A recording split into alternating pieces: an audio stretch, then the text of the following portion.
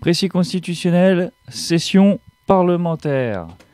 Donc, c'est les articles 28, 29 et 30 de la Constitution du 4 octobre 1958, donc celle de la Ve République, notre Constitution actuellement, même si elle a été modifiée, adaptée, triturée moult fois ces dernières années.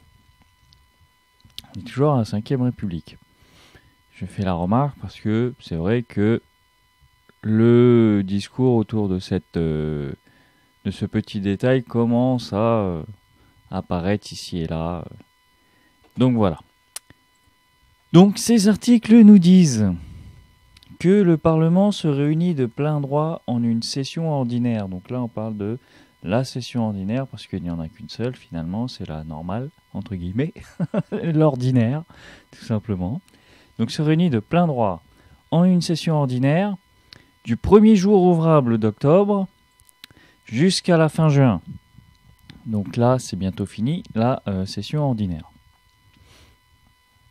On nous dit aussi que le nombre de jours de la session ordinaire ne peut être supérieur à 120.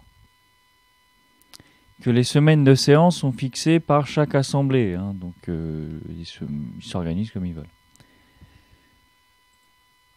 Il nous dit aussi que les jours supplémentaires de séance sont pris à la demande du Premier ministre sur consultation du président de l'Assemblée concernée ou la majorité des membres de chaque assemblée. Ils nous disent aussi, ces articles, que les jours et les horaires sont encadrés par le règlement de chacun des assemblées. Donc ils s'organisent comme ils veulent. C'est cool.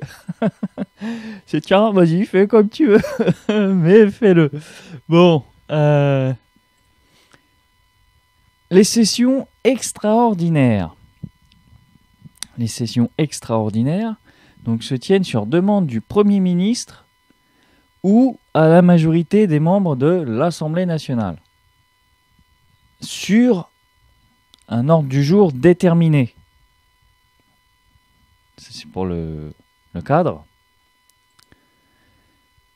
Que lorsqu'elle se tient, la session extraordinaire sur demande de l'Assemblée nationale, le décret de clôture intervient lorsque l'ordre du jour est épuisé et dans tous les cas, au maximum, après 12 jours.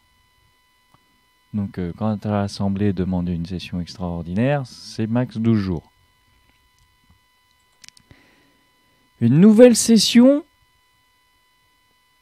donc pour un maximum de 12 jours, peut être demandée par le Premier ministre au maximum un mois après la clôture par le Premier ministre.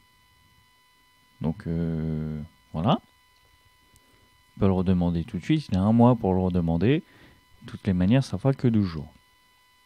La session extraordinaire donc est ouverte et close par décret du président de la République. Et ma foi, voilà, pour les sessions, j'ai pas mis de S, j'aurais pu, les sessions parlementaires, qu'elles soient ordinaires, donc qui durent toute l'année finalement, 120 jours, et extraordinaires, plusieurs fois 12 jours, mais généralement, le mois d'août est chômé. Ça, généralement, quand il y en a, c'est juillet, septembre, mais le mois d'août. Le mois d'août est chômé, puisqu'on a bien vu que la session ordinaire commençait au premier jour ouvrable d'octobre. Donc voilà pour la session parlementaire. J'ai jugé utile qu'il faudrait qu'on en cause un petit peu, parce que justement, il y a de l'actualité là-dessus. Voilà. Allez, au revoir.